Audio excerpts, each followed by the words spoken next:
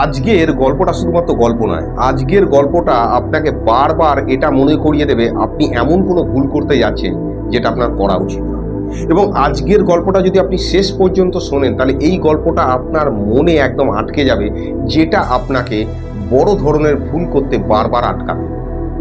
মিনা সকাল 5টার সময় ওঠে। সকাল 5টার সময় উঠে মিনা সমস্ত বাড়ির কাজ করে, তারপরে রান্না করে যায়।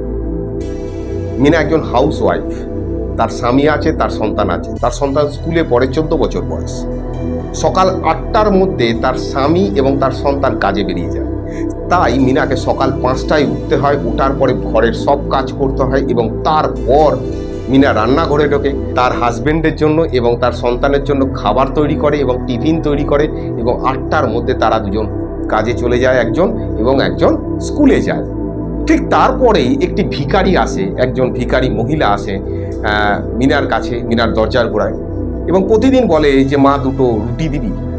মিনা তাকে 2টো রুটি দেয় এবং এক জগ জল তার বোতলের মধ্যে ভরে দেয়, এবং ভিখারি তাকে বলে যে তুই যেমন করবি তোর তেমন হবে, তুই যদি ভালো করিস তোর ভালো হবে, আর তুই যদি খারাপ করিস তোর খারাপ হবে। আবার আমি বলছি এই কথাটা, তুই যদি ভালো করিস তোর ভালো হবে, তুই যদি খারাপ করিস তাহলে তোর খারাপ হবে। এই ঘটনা প্রতিদিন ঘটে। কোনো একটা দিন তার হাজবেন্ড এবং সন্তান লেট করেছে ঘুম থেকে উঠতে, এবং যার ফলে তাড়াহুড়োতে তার সন্তান না খেয়ে দিয়ে স্কুলে চলে গেছে, এমনকি টিফিনটা নিতেও সে ভুলে গেছে। তার হাজবেন্ড বাথরুম থেকে বেরিয়ে তাড়াহুড়ো করে জামা কাপড় পরে যখন অফিসের জন্য বেরোচ্ছে, তখন মোজাটা খুঁজে পাচ্ছে না। মিনাকে ডাক দিয়েছে, মিনা মোজা খুঁজে পাচ্ছি না। মিনা তাড়াহুড়ো করে এসেছে, মোজা কোথায়, আলমারিতে দেখছে আলমারিতে মোজা নেই। তার হাজবেন্ড আরও রেগে গেছে। সে বলছে যে তুমি আমার জিনিসগুলোতে হাত দেবে না, আলাদা করে রাখবে। মিনা বলছে তুমি তোমার জামা কাপড় তাহলে নিজে কেচো, আমি আর পারবো না। এই নিয়ে বাদ বিতণ্ডা হয়েছে এবং ঝগড়াঝাটি অশান্তি করে মিনার হাজবেন্ড না খেয়ে দিয়ে রেগে মাগে চলে গেছে কাজে। এখন সেই মুহূর্তে ঠিক ভিখারিটা এসে উপস্থিত হয়েছে, মা 2টো রুটি দিবি। আজকে মিনার মাথা একদম আগুন হয়ে আছে, গরম হয়ে আছে। সে আজকে বলছে না, আজকে আর রুটি দেবো না। আর রুটি দেওয়ার পরে কি বলে যে তুই যেমন করবি তোর তেমন হবে, তুই ভালো করলে ভালো হবে আর খারাপ করলে খারাপ হবে। কোনোদিনও তো বলে না ধন্যবাদ। রোজ 2টো করে রুটি নিয়ে যায়। এত ভালোবেসে 2টো করে রুটি দিই, প্রতিদিন গরম গরম রুটি সকালবেলা ভেজে রেখে দিই। আজকে আমি আর রেখে দেবো না। আবার ডাক দিচ্ছে, আর যত দেরি হচ্ছে সেই ভিখারির গলার স্বর তত বেশি বাড়ছে। মিনা এবার বিরক্ত হয়ে গেছে। আজ বলছে যে খেলা শেষ করে দেবো। জলের জগটা নিয়েছে, তার মধ্যে কি করেছে বিষ মিশিয়ে দিচ্ছে। বলছে আজকে রুটির সাথে আমি বিষ দিয়ে দেবো জলের জায়গায়। বলে হন হন করে একদম রুটি এবং সেই জগটাকে নিয়ে বাইরের গেটের দিকে যেতে গেছে। যেতে গিয়ে হঠাৎ করে দাঁড়িয়ে পড়েছে, আমি কি করতে যাচ্ছি, না এটা করা ঠিক নয়। রিটার্ন করে এসেছে, জগের জলটা ফেলে দিয়েছে, আবার নতুন একটা জগের মধ্যে ভালো করে জল ভরে ভিখারিটিকে রুটি দিয়েছে এবং জল দিয়েছে। দেওয়ার পরে মনের দুঃখে সে নিজের কাজ করছে, তার হাজবেন্ড খুব খারাপ ব্যবহার করে গেছে। তারপরের মুহূর্তে তার চিন্তা হলো তার ছেলে কিন্তু না খেয়ে গেছে, টিফিনও নিয়ে যায়নি। প্রতিদিন রোজ 2টোর সময় তার ছেলেটা বাড়ি চলে আসে স্কুল থেকে, কিন্তু আজকে আর আসছে না। এবার মিনার মধ্যে টেনশন হতে শুরু করেছে, কি হলো আসছে না কেন, কি হলো আসছে না কেন। 2টোর জায়গায় 2:15 হলো, টেনশন আরও বাড়ছে। এমনটা কোনোদিনও হয় না, 2টোর থেকে বড় যে 2:05 হয়, 2:15 হয়ে গেল, 2:30 হয়ে গেছে। তখন মিনার বুক ধরপড় করছে, মিনা একদম অস্থির হয়ে উঠেছে। সেই মুহূর্তে কলিং বেলটা বাজলো। মিনা দেখলো দরজাটা খুলে তার ছেলেটা একদম অসুস্থ হয়ে গেছে এবং এসে ঠিক দরজার গোড়ায় প্রায় শুয়ে পড়েছে। কোনো রকমে মিনা তার ছেলেটাকে নিয়ে এলো ঘরের মধ্যে, নিয়ে এসে সোফাতে বসিয়ে পাখাটা চালিয়ে জামাটা খুলে দিয়ে জল দিয়ে বলছে বাবা কি হয়েছে। মিনার ছেলে বলছে মা আজকে আমি খাইনি বলে স্কুল ছুটি হওয়ার পরে যখন রোদে আমি হাঁটতে হাঁটতে আসছিলাম, আমার শরীরটা খুব খারাপ হয়ে যায় এবং আমি মাথাটা ঘুরে প্রায় পড়ে যাই। সেই মুহূর্তে আমি দেখি চোখ খুলে এক ভিখারি এসে আমাকে তুলে একটা গাছের নিচে গিয়ে বসিয়েছে এবং মুখেতে জল দিচ্ছে এবং আমার গায়ে প্রায় শক্তি পর্যন্ত নেই। তারপর ভিখারিটি আমাকে একটি রুটি ছিঁড়ে দিয়ে বলল যে এটা আমার থেকে তোর দরকার বাবা, তুই একটু খা। খাওয়ার পরে আমাকে 1 বোতল জল দিল, মুখে ভালো করে জল দিয়ে আমি সেই জল খেয়ে দিয়ে খানিকটা ঠিক হয়ে তারপর আমি বাড়িতে ফিরলাম। এই ঘটনাটা শোনার পরে মিনার বুকটা একদম ছ্যাঁক করে উঠেছে। সেই ভিখারি, যে ভিখারিকে সে প্রতিদিন রুটি এবং জল দেয়, মিনার মাথায় তখন চলছে আমি কি করতে যাচ্ছিলাম। এই বিষযুক্ত জল যদি আমি এই ভিখারিটাকে আজকে দিতাম তাহলে কি হতো, জলটা ঘুরে আসতো আমার সন্তানের কাছে, আজকে তো আমার সন্তান বাঁচতো না, আজকে আমার সন্তানের মৃত্যুর কারণ হয়ে দাঁড়াতাম আমি। মিনা হাউমাউ করে কাঁদছে ছেলেকে ধরে জড়িয়ে ধরে। এরম ধরনের মিনার মতো কাজ আমরা প্রতিদিন করছি নিজেদের স্বার্থের জন্য। আমরা নিজেদের স্বার্থের জন্য মানুষকে ঠকাতে রাজি আছি।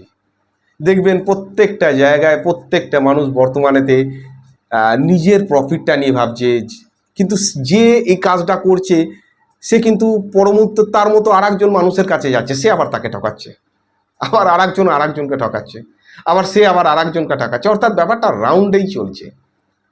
এবং এটা তো বাস্তব, আপনি যে কোনো জায়গায় যান, যে কোনো মানুষের সঙ্গে কথা বলুন, যে কোনো শিক্ষিত মানুষ, জ্ঞানী মানুষ যারা ধর্ম নিয়ে চর্চা করে তাদের সঙ্গে কথা বলুন, দেখবেন তারা অন্তত এই কথাটা আপনাকে বলবে যে আপনি যদি সত্যিই কারোর খারাপ করার চিন্তা করেন বা খারাপ করার চেষ্টা করেন, তার হয়তো খারাপ হবে কিন্তু আপনারও খুব একটা বেশি ভালো হবে না।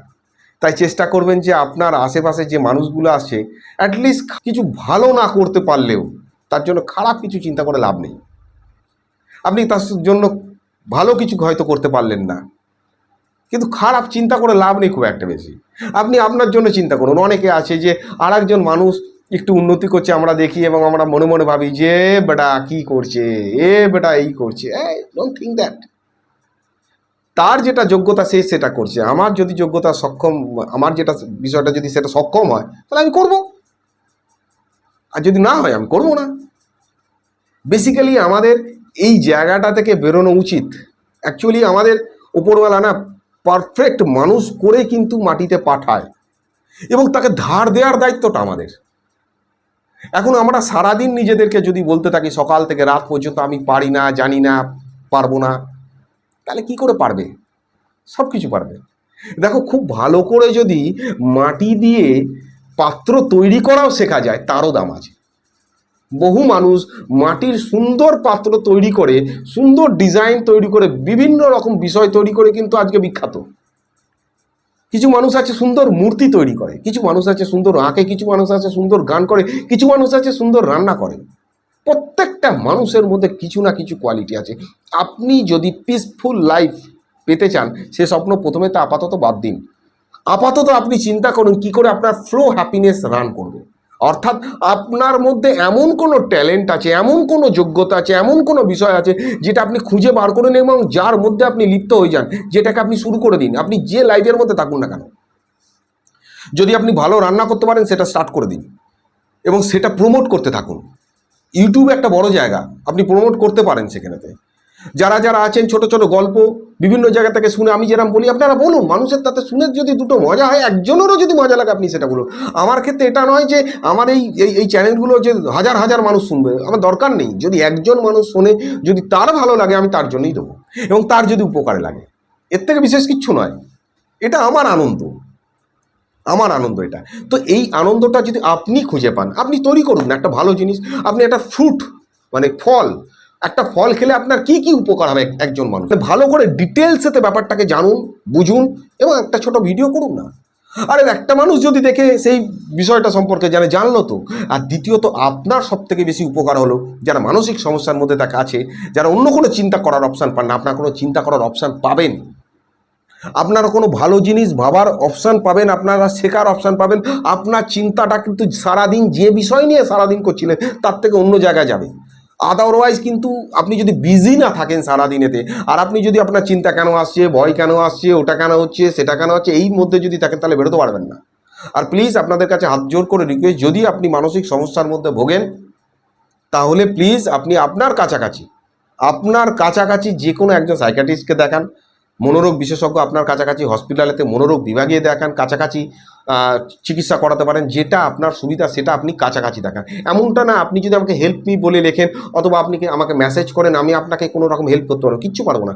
আমি আপনাকে ইনফরমেশান দিচ্ছি হেল্প করার জন্য, এটাই আমার হেল্প, এতটাই আমার ক্ষমতা, এতটাই আমি পারছি, এর থেকে বেশি আমি পারবো না। তো আপনার কাছাকাছি দেখান। আর এই স্টোরিটা শুনে আপনি কি বুঝলেন অবশ্যই জানাবেন।